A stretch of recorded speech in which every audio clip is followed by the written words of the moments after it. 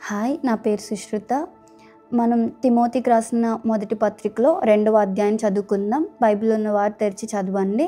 Screen మీద వస్తున్న వాక్యాన్ని నాతో కలిసి చదవండి. మనము సంపూర్ణ భక్తియు మాన్యతయు కలిగి నెమ్మదిగాను సుఖముగాను బ్రతుకు నిమిత్తము అన్నిటికంటే ముఖ్యముగా మనుష్యులందరి కొరకును రాజుల కొరకును అధికారులందరి కొరకును విజ్ఞాపనములను ప్రార్థనలను యాచనలను కృతజ్ఞతాస్తుతులను చేయవలనని హెచ్చరించుచున్నాను. అవి మంచిదియు మన రక్షకుడగు దేవుని దృష్టికి అనుకూలమైనదియునై ఉన్నది. ఆయన మనుషులందరూ రక్షణ పొంది సత్యమును గూర్చిన అనుభవ జ్ఞానము గలవారై ఉండవలనని ఇచ్చయించుచున్నాడు. దేవుడొక్కడే, దేవునికిని నరులకును మధ్యవర్తి అయి ఒక్కడే. ఆయన క్రీస్తు యేసును నరుడు. ఈయన అందరి కొరకు విమోచన క్రయధనముగా తన్ను తానే సమర్పించుకొనెను.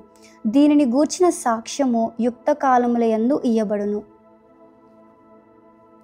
ఈ సాక్ష్యం ఇచ్చుటకై నేను ప్రకటించువాడనుగాను అపోస్తలుడుగాను విశ్వాస సత్యముల విషయములో అన్యజనులకు బోధకుడుగాను నియమింపబడితిని.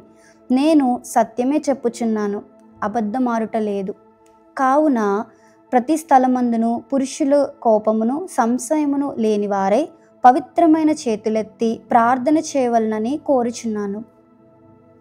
మరియు స్త్రీలను అనుకువయు స్వస్థబుద్ధియు గలవారయుండి తగుమాత్రపు వస్త్రముల చేతనే గాని జడలతోనైనను బంగారముతోనైనను ముత్యములతోనైనను మిగుల వెలగల వస్త్రములతోనైనను అలంకరించుకొనక దైవభక్తి గలవారమని చెప్పుకొని స్త్రీలకు తగినట్టుగా సత్క్రియల చేత తమ్మును తాము అలంకరించుకొనవలెను.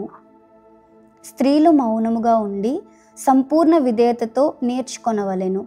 స్త్రీ మౌనముగా ఉండవలసినదే గాని ఉపదేశించుటకైనను పురుషుని మీద అధికారం చేయుటకైనను ఆమెకు సెలవీయను.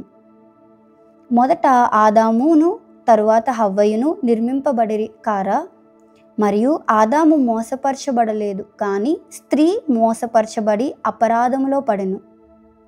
అయినను వారు స్వస్థబుద్ధి కలిగి విశ్వాస ప్రేమ పరిశుద్ధతల యందు నిలకడగా ఉండిన ఎడల శిశు ప్రసూతి ద్వారా ఆమె రక్షింపబడును. దేవుడిచ్చిన వాక్యం దీవించునుగాక. ఆమేన్.